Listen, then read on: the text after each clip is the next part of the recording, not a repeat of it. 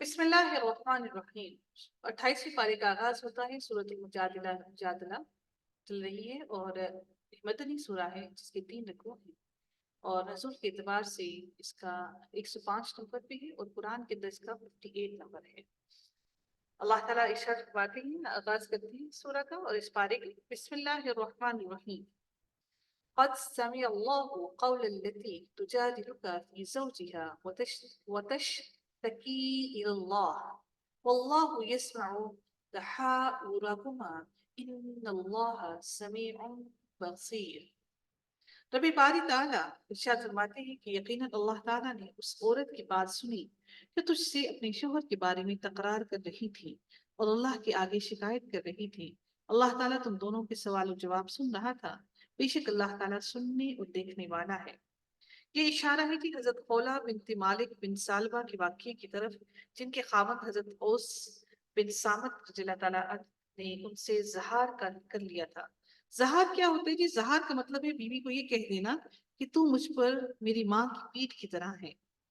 زمانہ جاہلیت میں زہار کو طلاق سمجھا جاتا تھا، اور حضرت خولہ رضی اللہ تعالیٰ عنہ وہ سخت پریشان ہوئی، اور اس وقت تک اس کے بارے میں کوئی اس وقت تک اس زہار کے بارے میں کوئی حکم نازل نہیں ہوا تھا۔ اس لیے وہ نبی صلی اللہ علیہ وسلم کے پاس آئیں تو آپ صلی اللہ علیہ وسلم نے جب کچھ دیر خاموش ہو کر جب انہوں نے بحث و تکرار سنا، وہ آپ صلی اللہ علیہ وسلم سے بحث و تکرار کرتی رہیں، جس پر یہ آیات نازل ہوئیں جن میں مسئلہ زہار اور اس کا حکم اور کفارہ بیان فرما دیا گیا۔ حضرت عائشہ رضی اللہ تعالیٰ عنہ فرماتی ہیں کہ اللہ تعالیٰ کس طرح لوگوں کی باتیں سننے والا ہے کہ یہ عورت گھر کے ایک کونے میں نبی صلی اللہ علیہ وسلم سے مجادلہ کرتی اور اپنے خاوند کی شکایت کرتی رہی، مگر اس کی باتیں نہیں سنتی تھی۔ یعنی کہ کس کی باتیں نہیں سنتی تھی؟ اپنے شوہر کی باتیں نہیں سنتی تھی، اس سے اپنے خاوند کی شکایت بھی کرتی رہی اور وہاں پر بیٹھ کے نبی صلی اللہ علیہ وسلم سے اس بارے میں بار بار شکایتیں بھی کرتی رہی۔ لیکن اللہ تعالیٰ نے آسمانوں پر سے اس کی بات سن لی۔ کوئی بھی وہاں پر گھر کے اندر موجود تھا، کوئی بھی اس کی بات نہیں سن پا رہا تھا، لیکن اللہ تعالیٰ نے آسمانوں سے اس کی بات سن لی۔ اب پھر اللہ تعالیٰ نے کیا فرمایا اس کے بارے میں کہ تم میں سے جو لوگ اپنی بیویوں سے زہار کرتے ہیں، یظاہرون، جو زہار کرتے ہیں، یعنی انہیں ماں کہہ بیٹھتے ہیں، وہ دراصل ان کی مائیں نہیں بن جاتی۔ ان کی مائیں تو وہی ہیں جن کے بطن سے وہ پیدا ہوئے، جن کے پیٹوں سے وہ پیدا ہوئے ہیں۔ یقیناً یہ لوگ ایک نامعقول اور جھوٹی بات کہتے ہیں، بے شک اللہ تعالیٰ معاف کرنے والا اور بخشنے والا ہے۔ یہ زہار کا حکم بیان فرمایا کہ تمہارے کہہ دینے سے تمہاری بیوی تمہاری ماں نہیں بن جائے گی۔ اگر ماں کے بجائے کوئی شخص اپنی بیٹی یا بہن وغیرہ کی پیٹھ کی طرح اپنی بیوی کو کہہ دے تو یہ زہار ہے یا نہیں؟ اس کے بارے میں امام مالک اور امام ابو حنیفہ اسے بھی زہار قرار دیتے ہیں، جبکہ دوسرے علماء اسے زہار تسلیم نہیں کرتے ہیں۔ اسی طرح اس میں بھی اختلاف ہے کہ پیٹھ کی جگہ اگر وہ یہ کہے کہ تو میری ماں کی طرح ہے، پیٹھ کا نام نہ لے، تو علماء کہتے ہیں کہ اگر زہار کی نیت سے وہ مذکورہ الفاظ کہے گا تو بھی وہ زہار ہی ہوگا، بصورت دیگر وہ زہار نہیں ہوگا۔ اور امام ابو حنیفہ اس کے بارے میں کہتے ہیں کہ اگر ایسے عضو کے ساتھ تشبیہ دے گا جس کا دیکھنا جائز ہے تو یہ زہار نہیں ہوگا۔ یعنی کہ ہمارا یہ کون سی زہار کی جگہ کون سی ہوتی ہے جو ہمیں جس کے بارے میں ہمیں پردہ کیا جاتا ہے، اس سے تشبیہ دیتے ہیں کہ زہار سے پیٹ کی طرح کہنے سے ہی ہوگا۔ باہر اس کے بارے میں اختلافات ہیں، لیکن زہار زہار ہے، اور جو زہار کرتا ہے اس کو ایسے نہیں کرنا چاہیے۔ اب آگے ارشاد فرماتے ہیں اللہ تعالیٰ کہ والذین یظاہرون من نسائہم ثم یعودون لما قالوا فتحریر رقبہ۔ اب اس کے بارے میں اللہ تعالیٰ نے کیا ارشاد فرمایا کہ جو لوگ اپنی بیویوں سے زہار کریں پھر اپنی کہی ہوئی بات سے رجوع کر لیں تو ان کے ذمے آپس میں ایک دوسرے کو ہاتھ لگانے سے پہلے، یعنی کہ اپنے تعلق کو واپس قائم کرنے سے پہلے ایک غلام آزاد کرنا ہے۔ اس کے ذریعے تم نصیحت کیے جاتے ہو اور اللہ تعالیٰ تمہارے تمام اعمال سے باخبر ہے۔ انہیں اپنی بیوی سے ہم بستری کرنے سے پہلے ایک غلام کو آزاد کرنا ہے، اور اگر اس کی طاقت نہ ہو تو پے در پے بلا ناغہ 2 مہینے کے روزے رکھنے کے۔ تو یہ یاد رکھیے گا کہ اگر 2 مہینے کے روزے رکھنے کے اندر ایک بھی روزہ چھٹ گیا تو پھر پہلے روزے سے دوبارہ گنتی شروع ہوگی۔ اگر درمیان میں بغیر عذر شرعی کے روزہ چھوڑ دیا تو نئے سرے سے پورے 2 مہینے کے روزے پورے کرے گا۔ عذر شرعی سے مراد کیا ہے؟ بیماری یا سفر ہے، ٹھیک ہے؟ یہ دونوں جو ہے یہ عذر ہے، اور اگر پے در پے 2 مہینے کے روزے رکھنے کی بھی طاقت نہ ہو تو 60 مساکین کو کھانا کھلائے۔ بعض کہتے ہیں کہ ہر مسکین کو 2 مد یعنی کہ نصف سا یعنی 1.25 کلو، اور بعض کہتے ہیں کہ ایک مد ہی کافی ہے، یعنی کہ 1.25 کلو گندم کے برابر یا 1.25 کلو 1.25 کلو گندم جو ہے وہ ایک مسکین کا کھانا ہے، اور کچھ کہتے ہیں کہ ایک مد ہی کافی ہے۔ لیکن قرآن کے الفاظ سے معلوم ہوتا ہے کہ کھانا اس طرح کھلایا جائے کہ وہ پیٹ اس کا پوری طرح مکمل بھر جائے، یا اتنی ہی مقدار میں ان کو کھانا دیا جائے۔ ایک مرتبہ ہی سب کو کھلانا بھی ضروری نہیں، بلکہ متعدد ایک ساتھ میں آہستہ آہستہ بھی کھانا کھلا کر اپنی اس کفارے کو پورا کیا جا سکتا ہے۔ تاہم یہ ضروری ہے جب تک یہ تعداد پوری نہ ہو جائے اس وقت تک بیوی سے ہم بستری جائز نہیں ہے۔ ارشاد باری تعالیٰ ہوتا ہے کہ ہاں جو شخص نہ پائے اس کے ذمے 2 مہینوں کے لگاتار روزے ہیں، فمن لم یجد فصیام شہرین، یعنی کہ 2 مہینوں کے روزے ہیں لگاتار ہیں، اس سے پہلے کہ ایک دوسرے کو ہاتھ لگائیں، اور جس شخص کو یہ طاقت بھی نہ ہو اس پر 60 مساکین کو کھانا کھلانا ہے، یہ اس لیے کہ تم اللہ کے اور اس کے رسول کی حکم برداری کرو۔ یہ اللہ تعالیٰ کی مقرر کردہ حدیں ہیں، اور کفار ہی کے لیے دردناک عذاب ہے، جو انکار کرنے والے ہیں ان کے لیے دردناک عذاب ہے۔ بے شک جو لوگ اللہ اور اس کے رسول کی مخالفت کرتے ہیں وہ ذلیل کیے جائیں گے جیسے ان سے پہلے کے لوگ ذلیل کیے گئے تھے، اور بے شک ہم واضح آیتیں اتار چکے ہیں، اور کافروں کے لیے تو ذلت والا عذاب مہین ہے۔ پھر ابھی باری تعالیٰ ارشاد فرماتے ہیں جس دن اللہ تعالیٰ ان سب کو اٹھائے گا، پھر انہیں ان کے کیے ہوئے عمل سے آگاہ کرے گا جسے اللہ نے شمار رکھا ہے اور جسے یہ بھول گئے تھے، اور اللہ تعالیٰ ہر چیز سے واقف ہے۔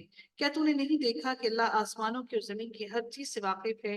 3 آدمیوں کی سرگوشی نہیں ہوتی مگر اللہ ان کا چوتھا ہوتا ہے، اور نہ 5 کی مگر ان کا چھٹا وہ اللہ ہوتا ہے، اور نہ اس سے کم کی اور نہ زیادہ کی مگر وہ ساتھ ہی ہوتا ہے۔ یعنی کہ اللہ تعالیٰ ہر کسی کی، جو لوگ سرگوشی کر رہے ہوتے ہیں، آپس میں بات چیت کر رہے ہوتے ہیں چھپا چھپا کر، تو اللہ تعالیٰ فرماتے ہیں کہ اللہ تعالیٰ ان کی سرگوشیوں کی باتوں کو بھی سن رہا ہے، جہاں بھی وہ ہوں، جس جگہ پر بھی ہوں، خلوت میں ہوں یا جلوت میں ہوں، شہروں میں ہوں یا جنگل میں ہوں، صحراؤں میں ہوں یا آبادیوں میں ہوں، یا بے آباد پہاڑوں میں ہوں یا بیابانوں میں ہوں، جہاں پر بھی وہ ہوں، پھر وہاں پر اللہ تعالیٰ سب کو سن رہا ہے۔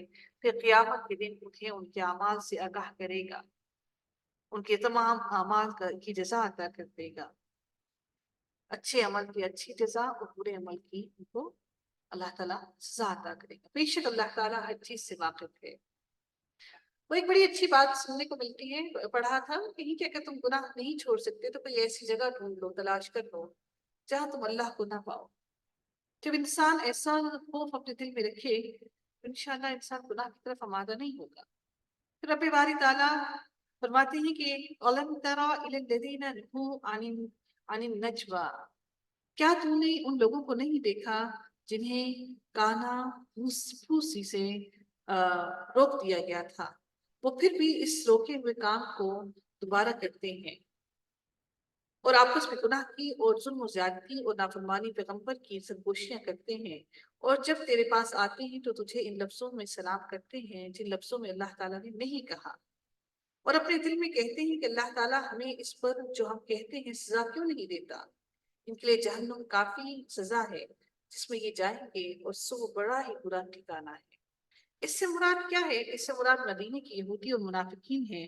جب مسلمان ان کے پاس سے گزرتے تو یہ باہم سر جوڑ کر اس طرح سرگوشیاں کرتے تھے، سرگوشیاں اور کانا پھوسی کرتے کہ مسلمان یہ سمجھتے کہ شاید ان کے خلاف کوئی سازش کر رہی ہیں، یا مسلمانوں کے کسی لشکر پر دشمن نے حملہ کر کے انہیں نقصان پہنچایا ہے جس کی خبر ان کے پاس پہنچ گئی ہے۔ مسلمان ان چیزوں سے خوفزدہ ہو جاتے ہیں، چنانچہ نبی اکرم صلی اللہ علیہ وآلہ وسلم نے اس طرح سرگوشیاں کرنے سے منع فرمایا ہے۔ تو یاد رکھیے آپ لوگ جہاں پر بھی ہوتے ہیں تو ہم کہتے ہیں شاید ہم آہستہ آواز میں بات کرتے ہیں، یہ ہم عورتوں کی بڑی ہی بری عادت ہے۔ جہاں محفل میں بیٹھے نہیں تو کانوں میں ہلکی ہلکی آواز میں باتیں کرنا شروع کر دیں۔ اب ہم سرگوشیاں کیسے کرتے ہیں؟ آپ میں سے کوئی مجھے بتائے گا؟ اب ہم کانوں میں خسر خسر نہیں کرتے، اب ہم بڑے ایڈوانس ہو گئے، اب ہم سرگوشیاں کیسے کرتے ہیں؟ دیکھتے ہیں کس کا ذہن وہاں تک پہنچتا ہے۔ میں موبائل کے ذریعے میسیجز کے ہاں تھرو۔ جی، موبائل اب ہم لوگ موبائل پہ میسیجز کر کے کوششیں کرتے ہیں۔ تو آپ کو کیا لگتا ہے کہ اللہ تعالیٰ اس چیز سے باخبر نہیں ہے؟ وہ نہیں جانتا؟ ہم کس کو دھوکہ دینے کی کوشش کرتے ہیں؟ اب ہم ایڈوانس ہو گئی ہیں سرگوشیاں کرنے میں، اتنے سمجھدار ہیں. تو اللہ تعالیٰ ان چیزوں کو معاف نہیں کرتا. وہ ہر چیز سے، ہماری ہر بات سے واقف ہے. یاد رکھیے یہ محفلیں جہاں ہم بیٹھتے ہیں یہ امانت ہیں. جہاں پر بھی آپ 2-3 لوگ آپس میں بیٹھتے ہیں یہ محفلیں امانت ہوتی ہیں. جب آپ کو اس محفل میں جو بات پتہ چلی وہ وہیں پر چھوڑ کر اٹھا کیجیے. ایسے نہ ہو کہ اس محفل کی بات کو آپ اٹھیں تو پھر فون کر کے ایک کو بھی بتایا، میسج کر کے دوسرے کو بھی بتایا، تیسرے کو بھی بتایا. اور جو امانت میں خیانت کرتا ہے، خائن کبھی بھی مومن نہیں ہو سکتا. مسلمان کیا ہوتا ہے جو مکمل طور پر اللہ تعالیٰ کی تابعداری کرے، وہ مسلمان ہوتا ہے. یعنی ان کی سرگوشیاں نیکی اور تقویٰ کی باتوں میں نہیں ہوتی، بلکہ گناہ، زیادتی اور بعزت رسول اللہ صلی اللہ علیہ وسلم پر مبنی ہوتی ہیں. مگر کسی کی غیبت، الزام تراشی، بےہودہ گوئی، ایک دوسرے کو رسول اللہ صلی اللہ علیہ وسلم کی نافرمانی پر اکسانا وغیرہ، یہ ساری باتوں کا ذکر یہاں پر کیا گیا ہے. اب جو سلام کی بات کی جا رہی ہے کہ وہ ایسے سلام کرتے تھے جس طرح سے اللہ تعالیٰ نے ان کو نہیں سکھایا، وہ کیا ہے؟ یعنی اللہ تعالیٰ نے تو سلام کا یہ طریقہ بتایا کہ تم السلام علیکم ورحمۃ اللہ کہو. لیکن یہ یہودی نبی کریم صلی اللہ علیہ وآلہ وسلم کی خدمت میں حاضر ہوتے تو اس کی بجائے کہتے السلام علیکم یا کہتے علیکہ.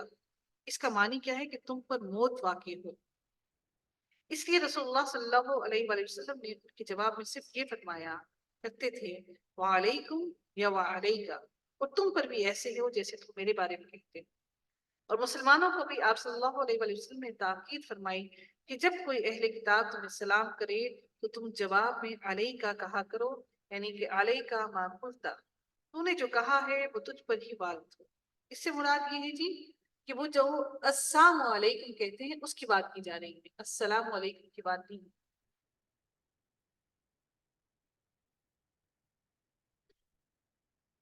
اگلی آیت کے اندر اللہ تعالیٰ ارشاد فرماتے ہیں یا ایھا الذین آمنوا اذا تناجیتم فلا تناجوا بالاثم والعدوان ومعصیۃ الرسول. رب باری تعالیٰ ارشاد فرماتے ہیں کہ اے ایمان والو، تم جب سرگوشی کرو تو یہ سرگوشیاں گناہ اور ظلم و زیادتی اور نافرمانی پیغمبر کی نہ ہوں، بلکہ نیکی اور پرہیزگاری کی باتوں پر سرگوشی کرو. سبحان اللہ. پھر یہ رب کائنات کی کتنی خوبصورت بات کہتی، غیبت نہ ہو، ظلم و زیادتی نہ ہو، سرگوشی کرو تو نیکی کام کی کرو، بلکہ نیکی اور پرہیزگاری کی باتوں پر سرگوشی کرو، اور اس اللہ سے ڈرتے رہو جس کے پاس تم سب جمع کیے جاؤ گے. بری سرگوشیاں بس شیطانی کام ہے جس سے ایمانداروں کو رنج پہنچے. گو اللہ تعالیٰ کی اجازت کے بغیر وہ انہیں کوئی نقصان نہیں پہنچا سکتا، اور ایمان والوں کو چاہیے کہ اللہ ہی پر بھروسہ رکھیں. اے مسلمانوں، جب تم سے کہا جائے کہ مجلسوں میں ذرا کشادگی پیدا کرو تو تم جگہ کشادہ کر دو، اللہ تمہیں کشادگی دے گا. اور جب کہا جائے کہ اٹھ کھڑے ہو جاؤ تو تم اٹھ کھڑے ہو جایا کرو. اللہ تعالیٰ تم میں سے ان لوگوں کے جو ایمان لائے ہیں اور جو علم دیے گئے ہیں درجے بلند کر دے گا، اور اللہ تعالیٰ ہر اس کام سے جو تم کر رہے ہو خوب خبردار ہے.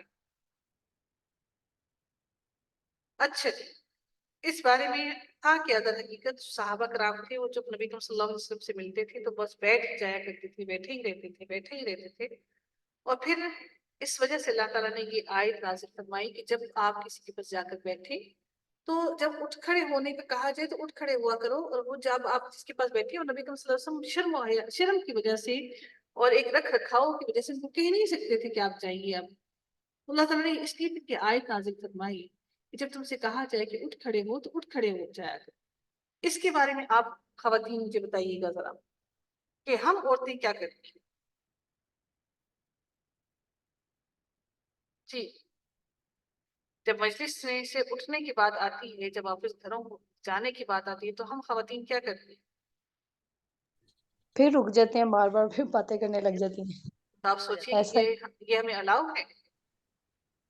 ہاں جی، نہیں، گناہ ہے یہ. یہ گناہ ہے. ہم خواتین کیا کرتی ہیں، یہ بلکہ گیٹ تک ان کی گاڑی میں بیٹھنے تک جان نہیں چھوڑتی.